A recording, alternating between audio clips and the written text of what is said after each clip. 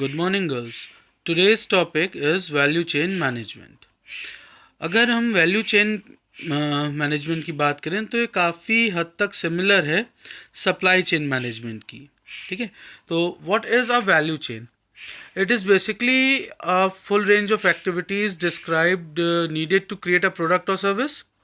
अब अगर कोई कंपनी है जो कुछ प्रोडक्ट या कुछ गुड प्रोड्यूस कर रही है, तो वैल्यू चेन जो है उसमें जितने भी स्टेप्स इन्वॉल्व हैं, जैसे रॉ मटेरियल की प्रोक्योरिंग से मैन्युफैक्चरिंग फंक्शन से लेके मार्केटिंग, सब को डिस्क्राइब करता है, जहाँ पर हम मिनिमम कॉस्ट में मैक्सिमम सर्विसेज प्रोवाइड कर सके या मिनिमम कॉस्ट में मैक्सिमम आउटपुट्स ले सके. ठीक है, तो वैल्यू चेन एनालिसिस करने से हम डिटेल्ड प्रोसीजर्स के बारे में जान सकते हैं कि किस तरीके से हम मैक्सिमम वैल्यू लेके आएंगे लीस्ट पॉसिबल कॉस्ट में. हर एक प्रोसीजर्स में हम देख सकते हैं. क्लियर? अगर मैं इसके बात करूं तो a value chain is a step by step business model for transforming a product और service from idea to reality. Value chain helps increase a business efficiency so the business can deliver the most value for the least possible cost. The end goal of a value chain is to create a competitive advantage for a company by increasing productivity while keeping cost reasonable. The value chain theory analyzes a firm's 5 primary activities and 4 support activities. तो अगर बहुत general वे में बात करें, step by step business model that for transforming a product और service from idea to reality, कि हम क्या बनाना चाह रहे हैं, क्या कैसे होगा, क्या रॉ मटेरियल्स लगेंगे, ये सारी चीज़ें वैल्यू चेन में स्टेप बाय स्टेप हम देखते हैं. क्लियर? बिजनेस एफिशिएंसी को इंक्रीज करते हैं, हम ये देखते हैं कि हम लीस्ट पॉसिबल कॉस्ट में मैक्सिमम आउटपुट कैसे देंगे या मैक्सिमम डिलीवरी ऑफ सर्विस कैसे प्रोवाइड कर पाएंगे कस्टमर्स को. अब इसमें शेयरिंग हो सकती है या दूसरी चीज़ें भी आ सकती है. Clear? And goal value chain का है कॉम्पिटिटिव एडवांटेजेस क्रिएट करना एक कंपनी के लिए अपने कॉम्पिटिटर्स पे, जहां पर वो मिनिमम कॉस्ट पे मैक्सिमम प्रोडक्टिविटी प्रोवाइड कर सके. अब इसमें जो बात की गई 5 primary activities and 4 support activities, ये स्लाइड के एंड में हम लोग देखेंगे. क्या वैल्यू चेन्स को समझने के लिए अगर हम देखें तो आज का जो टाइम है, आज का जो बिजनेस एनवायरनमेंट है, वो काफ़ी ज़्यादा इंक्रीज कंपटीशन हो चुका है, काफ़ी ज़्यादा कंपटीशन इंक्रीज हो चुका है आज के टाइम पे.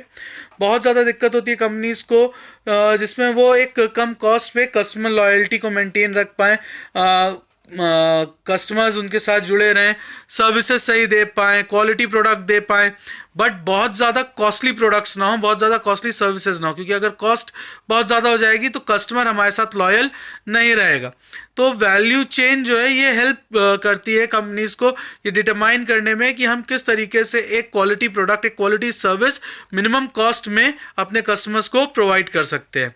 ठीक है, कस्टमर्स को हमारे सर्विसेज, हमारे प्रोडक्ट्स के लिए कैसे कॉन्फिडेंट रखना है, कैसे उनको सिक्योर इनफ रखना है कि वो हमारे से लॉयल रहें, ये सारी जो चीज़ें हैं ये हम एक वैल्यू चेन के थ्रू दे सकते हैं. अगर मैं कंपोनेंट्स की बात करूं, जैसे पहले भी हम लोग ने बात की थी, तो 5 प्राइमरी कंपोनेंट हैं इसके, या 5 प्राइमरी एक्टिविटीज़ हैं. पहली है इनबाउंड लॉजिस्टिक. इनबाउंड लॉजिस्टिक का मीन्स कि हम रॉ मटेरियल कैसे रिसीव करेंगे, हम कैसे उनको वेयर हाउस करेंगे, कैसे हम अपनी इन्वेंट्री को मैनेज करेंगे, ये चीज़ें हमारी प्राइमरी एक्टिविटी में आती हैं. ठीक है, फिर आता है ऑपरेशंस. ऑपरेशंस क्या है कि हम किस तरीके से रॉ मटेरियल्स पे काम करके उसको फिनिश प्रोडक्ट में कन्वर्ट करेंगे.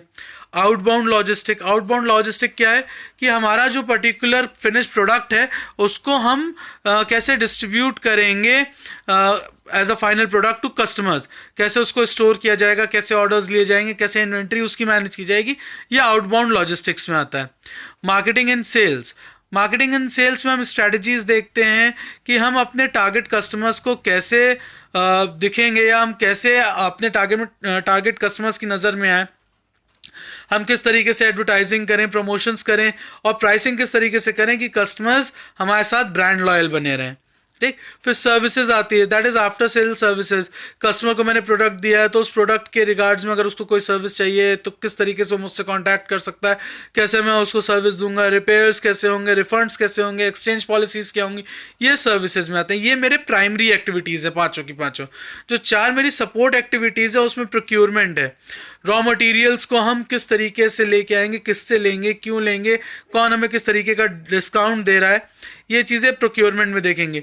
टेक्नोलॉजिकल डेवलपमेंट में देखेंगे कि जो हम रिसर्च एंड डेवलपमेंट सेल है हमारा, वो यहाँ पर आ जाता है। वो ये चेक करता है कि जो हमारा प्रोडक्ट है उसको हम और कैसे बेटर बना सकते हैं, या क्या क्या चेंजेस किए जा सकते हैं, किस तरीके से हम अपनी प्रोसेसेस को ऑटोमेट कर सकते हैं जिससे हमारी कॉस्ट कम हो। Clear.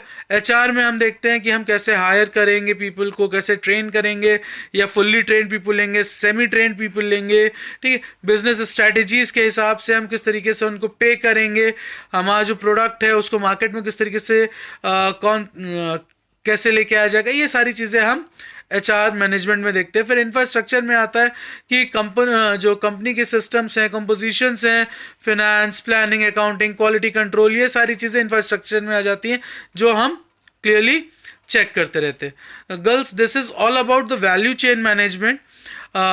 It is very similar to supply chain management. अगर इसमें अभी भी आपको कोई डाउट है तो please message me on the group and I will try to solve it.